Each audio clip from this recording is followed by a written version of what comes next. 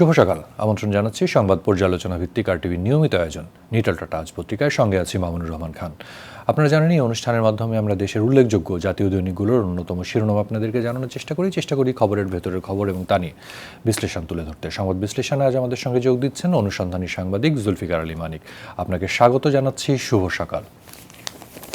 ধন্যবাদ মামুন। শুভ সকাল আপনাদেরকে, দর্শকদেরকে, সবাই। চলেন দেখে নিয়ে আজকে জাতীয় দৈনিকের অন্যতম শিরোনাম। আমার হাতে প্রথমেই দৈনিক প্রথম আলো শিরোনাম করেছে অসত্য তথ্য দিয়ে জাতীয় পরিচয়পত্র ও পাসপোর্ট।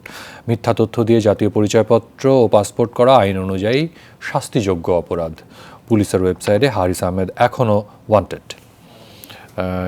নিচেই দেখছি আল জাজিরার প্রচারিত তথ্যচিত্র সরাতে নির্দেশ, হাইকোর্টের রিট নিষ্পত্তি। আদালত বলছে সরকার রাষ্ট্রপ্রধান ও সেনাপ্রধানের সম্মান মর্যাদা ও ভাবমূর্তি ক্ষুণ্ণের ঘটনায় দেশের সন্তান হিসেবে আমরাও আঘাত পেয়েছি। ফেসবুক ইউটিউবকে এই অনুরোধ করেছে বিটিআরসি। একটি ওয়েবসাইট বন্ধ করার প্রযুক্তি টেলিযোগাযোগ অধিদপ্তরের রয়েছে। এছাড়াও পাশে রয়েছে 10 দিনে করোনার টিকা নিলেন 16 লাখ মানুষ। করোনা মহামারী গতকাল টিকা নিয়েছেন 2,26,755 জন, যা গণটিকা কার্যক্রমে 10 দিনের মধ্যে সর্বোচ্চ। যুগান্তর শিরোনাম করেছে একটি ছবি দেখতে পাচ্ছি, একটি বাস দাও দাও করে জ্বলছে। উত্তাল বরিশাল বিশ্ববিদ্যালয়, শিক্ষার্থীদের ওপর পরিবহন শ্রমিকদের হামলা, বাস ভাঙচুর, অগ্নিসংযোগ, সড়ক অবরোধ, যানজট, যাত্রী ভোগান্তি। একই দিনে সিলেটে শ্রমিক, শিক্ষকর্মী ও পুলিশ সংঘর্ষ, অস্ত্রসহ স্বেচ্ছাসেবক লীগ নেতা আটক, আহত 15। অবৈধ স্ট্যান্ড উচ্ছেদ, সোমবার থেকে পরিবহন ধর্মঘটের ডাক। নিশ্চয়ই শুনবো এই বিষয়ে আপনার কাছে। নিচে দেখছি প্রধানমন্ত্রীকে হত্যা চেষ্টা মামলা, 10 জঙ্গির মৃত্যুদণ্ড বহাল হাইকোর্টে। 14 বছরের দণ্ডিত সারোয়ার খালাস, মহিবুল্লাহর কারাভোগ হওয়ায় মুক্তির নির্দেশ। মেহেদীর যাবজ্জীবন ও আনিসুলের 14 বছরের সাজা বহাল। ইত্তেফাক শিরোনাম দেখছি জাহাঙ্গীরনগর বিশ্ববিদ্যালয় ছাত্রীকে যৌন হয়রানির অভিযোগে শিক্ষককে অপসারণ। এছাড়া পিছনের পাতায় আছে দেশব্যাপী ইউপির ভোট গ্রহণ 11 এপ্রিল শুরু। এছাড়া এই সরকারকে আর কোনো নির্বাচনের সুযোগ দেব না, পুলিশি ব্যারিকেডে বিক্ষোভ সমাবেশে বিএনপি নেতৃবৃন্দ। কালের কণ্ঠ শিরোনাম করেছে ঋণ প্রণোদনা শতভাগ বাস্তবায়িত হয়নি। এছাড়া করোনার টিকা নিবন্ধনের বিকল্প পদগুলো কাজে লাগানো হচ্ছে না। নিচে আছে সেনা মোতায়েনের পরও মিয়ানমারে বড় বিক্ষোভ, সূচির বিরুদ্ধে আরেক মামলা। দৈনিক সমকালে শিরোনাম দেখছি সাইবার হামলার শঙ্কায় ব্যাংকিং খাতে সতর্কতা, বিডি সার্টের পর্যবেক্ষণে দফায় দফায় হামলা চেষ্টার বিষয়টি ধরা পড়েছে। এছাড়া আছে সারা দেশে টিকা নিলেন 15,86,368 জন, গণটিকাদানের 10 দিন, করোনায় আরও 16 জনের মৃত্যু, শনাক্ত 443 জন। দেশ রূপান্তর শিরোনাম করেছে 2027 সাল পর্যন্ত যুক্তরাষ্ট্রের জিএসপি পাবে বাংলাদেশ। এছাড়া আজ থেকে বোতলজাত সয়াবিনের লিটার 135 টাকা। ভোজ্য তেল সংকট, সরকার এই দাম বেঁধে দিয়েছে বাণিজ্য মন্ত্রণালয় এবং সেটি আসলে অনেক বেশি। এছাড়া ঘুষের অভিযোগ খতিয়ে দেখছে কেন্দ্রীয় ব্যাংক, তদন্তে 5 সদস্যের কমিটি। এটি পিকে হালদারের যে অর্থ পাচার কেলেঙ্কারি সেটি নিয়ে প্রতিবেদনটি করা হয়েছে। সবশেষে the Daily Star, ministry shirks off own probe findings, Covid purchase anomaly in railway, we have to consider this situation, বলছেন রেলমন্ত্রী। নিচে আছে with a little help from his friends, একটি আশ্চর্যবোধক চিহ্ন দিয়ে করা হয়েছে। বলা হয়েছে PK Halder puts his man at helm of non-banking financial institutes, took out loans for his firms that exist only on paper. বিভিন্ন রকমের শিরোনাম দেখছিলাম। তবে জাতীয় দৈনিকের প্রথম পাতায় যেই ছবিটি আসলে দেখতে পাচ্ছি, দাউ দাউ করে একটি বাস জ্বলছে। কোথাও দেখছি যে সংঘর্ষ হচ্ছে, সেরকম ছবি।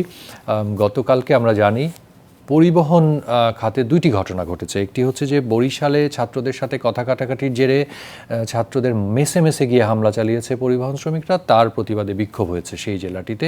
অন্যদিকে সিলেটে যখন অবৈধ স্থাপনা উচ্ছেদে গেল সিটি কর্পোরেশন, তখন তাদের উপরে হামলা চালিয়েছে শ্রমিকরা এবং উল্টো তারাই আবার ধর্মঘট ডেকে বসেছে। আমরা মাঝে মাঝেই কিন্তু দেখি যে পরিবহন খাতের এই বেপরোয়া এবং উচ্ছৃঙ্খল আচরণ, মানে এই অরাজকতা কেন, এর কারণটা কি? ধন্যবাদ মামুন। শোনা যাচ্ছে আমাকে? জি, আমরা শুনছি, আপনি বলেন। ধন্যবাদ। না, এটা পরিবহন খাতে তো একটা মানে অনেক কালের একটা নৈরাজ্য পরিস্থিতি আছেই। এবং আমাদের এখানে আমি যেটা ব্যক্তিগতভাবে মনে করি, শুধু পরিবহন খাত না, আমাদের এরকম বেশ কিছু খাত আছে যেগুলির উপরে সাধারণ মানুষের নির্ভরতাটা একেবারে দৈনন্দিন জীবনের সাথে সম্পর্কিত। ফলে যেটা হয়েছে, দৈনন্দিন জীবন যখন কোনো একটা খাতের সেক্টরের উপরে নির্ভরশীল থাকে, তা আমাদের এখানে যেহেতু কখনো কোনো রকমের আইনের যথাযথ প্রয়োগ অথবা বিধিবিধানের প্রয়োগ, নিয়ম কানুন মেনে চলার প্রয়োগ পদ্ধতিগুলোর যেহেতু কখনোই সুশৃঙ্খল বাস্তবায়ন হয়নি, ফলে যেই খাতগুলো জানে যে আমাদের উপরে সাধারণ মানুষের দৈনন্দিন জীবনের মানে পথ চলাটা একেবারেই নির্ভরশীল, তারা করে কি, তাদের যে স্বার্থগুলোর জন্য তখন তারা জিম্মি করার একটা মানসিকতায় থাকে। তো এটা পরিবহন খাত একাই না, এরকম আরো বেশ কিছু খাত আছে। আমরা জানি যে তারা করে কি, এই এই সুযোগগুলোকে কাজে লাগায়। তারা সুযোগ কাজে লাগিয়ে ওই খাতগুলোর লোকেরা বিভিন্ন অবৈধ কর্মকাণ্ড করে, তাদের ভোগ বিলাস সুযোগ সুবিধা আর্থিক মুনাফা বা লাভের জন্য তারা যা খুশি করে। এই বিষয়টিতে যদি বলি যে পরিবহন খাতে তো এর আগেও আমরা দেখেছি যে দেশব্যাপী স্কুল বা কলেজের শিক্ষার্থীরা নেমে এসেছিল, তারা পরিবহন খাতে কিংবা এই খাতে একটি শৃঙ্খলা চেয়েছিল, একটি আইনও হয়েছিল, কিন্তু বারবারই আমরা দেখি যে তুচ্ছ ঘটনাতে কিন্তু এই শ্রমিকদেরকে সামনে ঠেলে দেওয়া হয়। এটা অনেকটা স্পষ্ট, বা অনেক ঘটনাতেই দেখা গেছে যে আসলে মানে পিছনে কলকাঠি নাড়ছেন বড় নেতারা, যারা হয়তো এই পুরো সেক্টরটাকে নিয়ন্ত্রণ করছে। বারবার এই ঘটনা ঘটছে, মানুষ জিম্মি হচ্ছে, সরকারকে একরকম জিম্মি করে ফেলা হচ্ছে, দেশ অচল করে দেওয়া হচ্ছে। ওই নেতাগুলো কি আইন আদালতের ঊর্ধ্বে, জবাবদিহিতার ঊর্ধ্বে? অবশ্যই না। বাংলাদেশের তো কোনো নাগরিকই কোনো আইন আদালতের ঊর্ধ্বে হতে পারে না। এটা সাংবিধানিক ভাবেও কাউকে আপনার আইন আদালতের ঊর্ধ্বে কোনো নাগরিককে কিছু মর্যাদা দেওয়া হয়। সকলেই সংবিধানের আওতায়, আইনের আওতায়, প্রত্যেকেই, এমনকি রাষ্ট্রপতি প্রধানমন্ত্রী প্রত্যেকেই আইনের আওতায়। তো এখন কথা হচ্ছে, আপনি যেটা বলেছেন সেটা আমি আমার শুরুতে একটু বলেছি যে বারবার কেন হয়। নিরাপদ সড়কের আন্দোলন কিন্তু প্রায় 50 বছরের বাংলাদেশের ইতিহাসে একটি ইউনিক আন্দোলন। এরকম আন্দোলন কিন্তু আমরা এরকম দেখিনি যে স্কুল কলেজের ছাত্রছাত্রীরা নেমে এসেছে। এবং সেটা ঠিক যে তারপরে সরকার একটা চাপে পড়ে অনেক ধরনের চিন্তা ভাবনা, সিদ্ধান্ত, সুপারিশ, অনেক কিছুর কথা বলেছে, উদ্যোগ নিয়েছে। কিন্তু যেই সমস্যাটা আমি শুরুতেই বলেছি যে আমাদের এখানে আইনের অভাব নেই, আমাদের এখানে বিধিবিধানের অভাব নেই, ভালো কথা বলার লোকের অভাব নেই, কিন্তু যেটা সবচেয়ে বড় সংকট সবসময় দেখা যায় সেটা হচ্ছে এগুলোর বাস্তবায়ন। এবং এগুলোর যেহেতু বাস্তবায়ন হয় না, এগুলো যেহেতু মেনে চলার জন্য যেই সকল আয়োজন দরকার সেগুলি অত্যন্ত দুর্বল, ফলে সবাই ওই আইনটাও জানে, সবাই আইনের ফাঁকটাও জানে, সবাই বিধিবিধান জানে, বিধিবিধান পালনের দুর্বলতার জায়গাগুলো জানে, ফলে ওই সুযোগগুলোকে তারা কাজে লাগায়। এবং যেটা হয়েছে যে যারা এই সকল আইন বিধিবিধান আমাদের পরিবহন খাতে বাস্তবায়নের দায়িত্বে, তারা কিন্তু মনে করেন এই যে পরিবহন খাতের যে নৈরাজ্য, যে নৈরাজ্যের মধ্য দিয়ে তারা বিভিন্ন রকমের আর্থিক সুযোগ সুবিধা, মুনাফাটা তারা তুলে নেয়, এই যারা তাদেরকে নিয়মের মধ্যে রেখে চালানোর কথা, তারাও ওই মুনাফার ভাগগুলো নিয়ে তারা তাদের সাথে গোপনে হাত মিলায়। ফলে যিনি রক্ষক তিনি ভক্ষক হয়ে যাচ্ছেন। অর্থাৎ যিনি পরিবহন খাতটাকে সুশৃঙ্খল করার কথা, যিনি পরিবহন খাতটাকে একটি নিরাপদ খাত হিসাবে মানুষের জন্য প্রতিষ্ঠিত করার কথা, তিনি দেখা যায় পরিবহন খাতের যারা নৈরাজ্য সৃষ্টি করেন, সেটা মালিক হোক আর শ্রমিকই হোক, তাদের কাছ থেকে কোনো না কোনো সুবিধা নিচ্ছেন, তারা নিয়ে তাদের ভাষায় কথা বলছেন, তাদের জন্য কাজ করছেন। এবং আপনি একটা জিনিস দেখবেন, পরিবহন খাতের যারা মালিক, বড় বড় মালিক, এটা কোনো না কোনো ভাবে রাজনৈতিক ভাবে ক্ষমতাশীল। সেটা হয় বিরোধী দলে, আজকে যারা তারা ক্ষমতায় থাকতে তাদের লোক প্রচুর পরিবহন খাতে আছে, আজকে যারা সরকারি দলে তাদের লোক প্রচুর পরিবহন খাতে আছে। ফলে যেটা হয়, এই সকল লোকেরা যখন রাজনৈতিক ভাবে বা সরকারের সাথে একটা প্রভাব বিস্তার করে বসবাস করতে পারে, ফলে তারা তাদের যে স্বার্থগুলোকেই কিন্তু তারা ওইগুলি পার্সু করতে পারে, তাদের স্বার্থগুলোই যেন রক্ষিত হয়, সেইভাবেই তাদের সরকার এবং রাজনীতিকে তারা সেভাবে প্রভাবিত করতে পারে। ফলে আমাদের এই যে যেই জিনিসটা আপনি বলছেন যে সিলেটের ঘটনা, একটা অবৈধ টার্মিনাল উচ্ছেদ হবে, তো অবৈধ বলে তো তার এমনিতেই লজ্জায় গুটিয়ে যাওয়ার কথা যখন ধরা পড়েছে বা উচ্ছেদে গেছে, গুটিয়ে না পড়ে সে উল্টা হামলা করে উল্টা ধর্মঘট ডাকছে। এই যে বলে না যে চোরের মার বড় গলার মতো একটি ব্যাপার। তো এরকম আস্পর্ধাগুলো পাচ্ছে কেন? পাচ্ছে হচ্ছে আমরা তো একটি দুর্নীতিগ্রস্ত, একটি অনিয়মে ভরা এবং অসংখ্য ত্রুটিপূর্ণ একটি সমাজ ব্যবস্থা গড়ে তুলেছি। আমাদের এখানে দুর্নীতি একদম যত্রতত্র। ফলে যেটা হয়েছে যে পরিবহন খাত, আপনি বরিশালের কথা বলেছেন, ছাত্রদের উপরে শ্রমিকদের হামলা একটা কথা কাটাকাটি থেকে তারপরে এই যে জিম্মি করে ফেললে তারা জানে যে সাধারণ মানুষই একসময় এসে সারেন্ডার করবে, সরকারও চিন্তা করবে আর এগুলি। ফলে যেটা হচ্ছে জিম্মি করতে পারে তারাই যারা জানে যে মানুষের দৈনন্দিন জীবন, তার প্রয়োজনগুলো আমার উপরে নির্ভরশীল। ওই মুহূর্তে সে জিম্মি করে তাদেরকে এমন একটি চাপের মধ্যে ফেলে যে তখন আপনি বলবেন আচ্ছা আচ্ছা তুমি অবৈধ টার্মিনাল তোমার থাকলো অসুবিধা নেই, এটা বৈধ করে দিব দরকার। ফলে এইটা হয়ে আসার কারণ হচ্ছে যুগের পর যুগ আমরা একটি নিয়মতান্ত্রিক সমাজ ব্যবস্থা গড়ে তুলতে ব্যর্থ হয়েছি। এটা তো আর একদিনের ঘটনা না, এটা বহুদিনের সমস্যার একটি ভিন্ন ভিন্ন রূপ আমরা সব সময় দেখি। তো পরিবহন খাতের সুবিধা অ্যাবসলিউটলি, এবং এগুলি অতীতেও হয়েছে, ভবিষ্যতেও হবে। কিন্তু যেই জিনিসটা আপনি যেটা বলেছেন যে নিরাপদ সড়ক আন্দোলনের পরেও কেন কিছু হয় নাই, কারণ হচ্ছে যে পরিবহন খাত চাইলে যে কোনো সময় জিম্মি করতে পারে মানুষকে, সরকারকে। কিন্তু নিরাপদ সড়কের আন্দোলনটি 4-5 দিনের ছিল, কিন্তু এই সকল ছাত্রছাত্রী তো আর প্রতিদিন সড়কে থেকে চাপ সৃষ্টি করে সরকারকে বাধ্য করার মতো সময় ব্যয় করতে পারবে না। ফলে যেটা হচ্ছে যে আন্দোলনগুলো কখনো আসলে ওরকম শক্তিশালী জায়গায় গিয়ে কোনো ফল আনতে পারে না।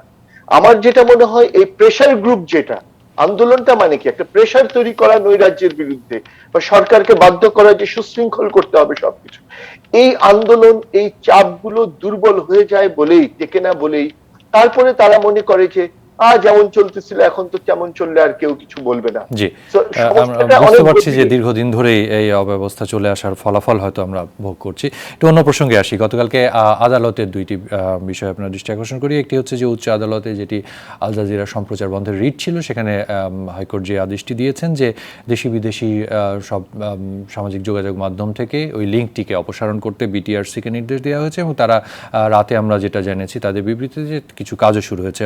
অন্যদিকে একটি মামলা হয়েছে যে এই তথ্যচিত্রটি যারা নির্মাণ করেছেন এবং যেখানে যাদের বক্তব্য আমরা দেখেছি, সাংবাদিক বার্গম্যান আছেন, সামি আছেন, এছাড়া আল জাজিরা দুইজনের বিরুদ্ধে রাষ্ট্রদ্রোহ মামলার আবেদন হয়েছে, সেটির আদেশ হয়তো আজ হতে পারে। আমি খবরগুলো আমিও মানে কালকেই ঘটনাগুলো একটু ফলো করেছি আমি। তো কয়েকটা জিনিস দেখেন, আমি তো একজন পেশাদার সাংবাদিক। এখন মনে করেন যে এখানে কিছু আইন আদালতের ব্যাপার আছে। তো আদালত যে আদেশগুলো দিয়েছে, আদালতের আদেশ ডেফিনেটলি এটা পালনীয়, যারা পালন করে তারা করবেন। এখন রাষ্ট্রদ্রোহ মামলার একটি আবেদন করা হয়েছে, সেটা যারা এই সকল আইনের বিধানগুলো জানেন তারা বিবেচনা করবেন যে এখানে আসলে রাষ্ট্রদ্রোহের মতো কিছু ঘটেছে কিনা। দেখুন যে সাংবাদিকতা আমি সাংবাদিক হিসেবে যেটা একদম বলি, আল জাজিরা ডকুমেন্টারি নিয়ে প্রচুর আলোচনা সমালোচনা বিতর্ক হচ্ছে, সেটা যে যার যার ব্যক্তিগত অবস্থান। আমি সাংবাদিক হিসেবে মনে করি সেটা আল জাজিরা হোক, বাংলাদেশের কোনো গণমাধ্যম হোক, যখনই কেউ কোনো প্রতিবেদন হাজির করবে, সেটা ডকুমেন্টারি আকারে হোক, সেটা আমাদের সংবাদ বুলেটিনে হোক আর পত্রিকায় হোক, প্রকৃতপক্ষে দেখা যেটা জরুরি সেখানে যেই তথ্যগুলো উপস্থাপন করা হচ্ছে, তথ্যগুলো কতটুকু সঠিক এবং সঠিক। তথ্য যদি ভুল থাকে, ডেফিনেটলি আমার যে এটার ভিকটিম, তার প্রতিবাদ করার, এটা সংশোধন চাওয়ার অথবা দুঃখ প্রকাশ বা ক্ষমা মার্জনার আহ্বান করার একটি অধিকার। কিন্তু তথ্য ভুল কি ভুল না, সেই জায়গাটুকুটাই মনোযোগ না দিয়ে যদি জিনিসটা কে খুবই রাজনৈতিক জায়গা থেকে দেখে ঢালাও ভাবে কিছু বলা হয়, তাইলে হবে কি তখন মানে যিনি বলছেন ঢালাও ভাবে সমালোচনা বা এই যে মামলার উদ্যোগ নিচ্ছেন, তাদের এই জিনিসটাও যেমন দুর্বল হয়ে যায়, খাটো হয়ে যায়, মাঝখান দিয়ে ওই জায়গার যে তথ্যগুলো যেগুলিকে কন্টেস্ট করার কথা সেগুলি প্রতিষ্ঠা পেয়ে যায়। ফলে আমি মনে করি কি সাংবাদিকতা তো এটা মানে আল জাজিরার এটা নিয়ে অনেক সাংবাদিকতা সুলভ আলোচনা সমালোচনা, প্রচুর বিতর্কের জায়গা হয়তো থাকবে। সাংবাদিকদের কাজ নিয়ে আলোচনা সমালোচনা বিতর্ক থাকবে, এটা খুবই স্বাভাবিক, না থাকলে এটা কাজ এগোবে না। কিন্তু আমি বলছি যে রাষ্ট্রদ্রোহ মামলার পর্যায়ে পড়ে কিনা সেটা রাষ্ট্রের প্রতি কি দ্রোহিতা হয়েছে সেটা বিবেচনা করবেন ইয়েরা। আমি কিছুদিন আগেও একটা ইয়েতে বলেছি যে আমাদের যে একজন জাতীয় পার্লামেন্টের এমপি এত বড় সম্মান মর্যাদা বাংলাদেশের ক্ষুণ্ণ করলেন, বিদেশে অ্যারেস্ট হলেন, বিচার হলো, সাজা হলো, মানব পাচার, মানি লন্ডারিং, এখানে কি বাংলাদেশের মর্যাদা কোথাও ক্ষুণ্ণ হয়নি? তার বিরুদ্ধে কি কোনো ধরনের ব্যাপক ব্যবস্থা নেওয়ার কোনো উদ্যোগ নিয়েছে সরকার? জিনিসটা হচ্ছে আমার কাছে লাগে কি স্বার্থের ব্যাপার। স্বার্থ, যেই প্রতিবেদন আমার স্বার্থে আঘাত করেছে ওইটা নিয়ে আমি ব্যাপক ক্ষুব্ধ, যেই প্রতিবেদন আমার স্বার্থে আঘাত করছে না এটা আমি ক্ষুব্ধ না, আমি খুশি। সত্য মিথ্যা নিয়ে আমরা কিন্তু চিন্তিত না কেউ। বলে যেই এমপি বিদেশে গিয়ে মানব পাচার, অর্থ কেলেঙ্কারি, পাচার এইসবের জন্য অ্যারেস্ট হয়ে, বিচার হয়ে, সাজা হয়ে গেল, আমার দেশের মর্যাদা ধুলাই মিশিয়ে দিচ্ছে, তাকে নিয়ে আমি কিন্তু বিচলিত না, কারণ তার সাথে আমার স্বার্থের একটি ব্যাপার আছে। ফলে জিনিসটা যদি স্বার্থের জায়গা থেকে দেখা হয়, আমি বলবো তাইলে আমরা কখনো সমাজকে কারেকশন করতে পারবো না। জিনিসটা যদি সত্য মিথ্যা, ভুল না ঠিক, আমার কি কারেকশন করার জায়গা এখানে আছে কিনা, জিনিসটাকে উদার ভাবে দেখতে হবে। জিনিসটাকে খুব ন্যারো অ্যাঙ্গেলে দেখলে কিন্তু সাংবাদিকতাকে এগুতে দেয়া যাবে না। শুনবো নিশ্চয়ই আপনার কাছ থেকে। আরো বেশ কিছু বিষয় রয়েছে, তার আগে আমাকে একটু বিরতিতে যেতে হচ্ছে। দর্শক, আমরা ফিরবো খুব অল্প সময় পরে, আশা করি সঙ্গেই থাকবেন।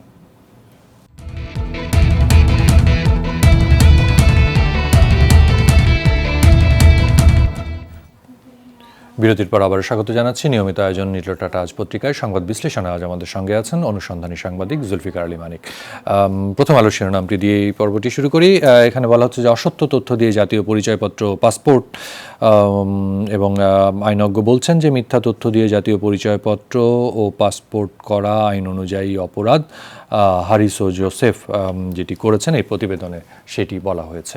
বিষয়টি দিয়ে যদি আলোচনা শুরু করেন।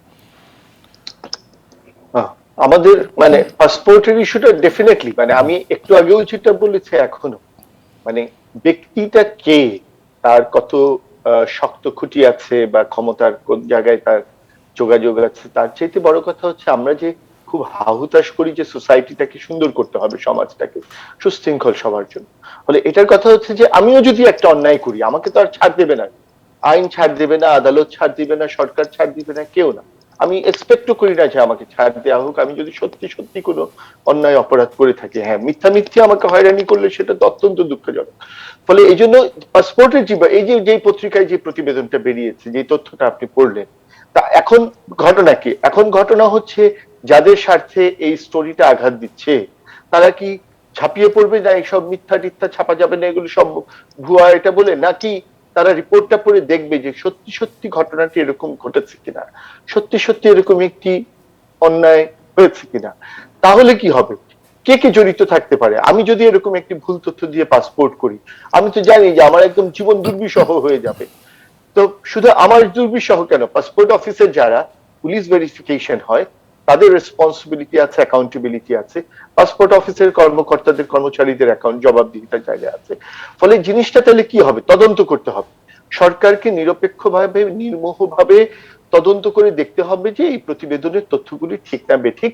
যদি ঠিক হয়ে থাকে, যদি এখানে কোনো অন্যায় হয়ে থাকে, যদি এখানে কোনো সত্যি কোনো জালিয়াতির আশ্রয় নেওয়া হয়ে থাকে, সেটার জন্য সেটার ব্যবস্থা হবে। কারণ কারেকশন না করে তো শুধু তথ্যটাকে উড়িয়ে দিলে হবে না, কারেকশন চাই আমরা। কারেকশনের জন্যই তো জার্নালিস্টরা তথ্যগুলো নিয়ে আসে। ফলে আজকে যে খবরটা বেরিয়েছে, তো এই খবরটার তো আমি মনে করি পাসপোর্ট অফিসে যেটা খুব জরুরি, একটা দ্রুত ইনভেস্টিগেশনে নেমে যাও, অনুসন্ধানে তদন্ত করো ঘটনাটা ঠিক কোথায় কোথায় কি হয়েছে।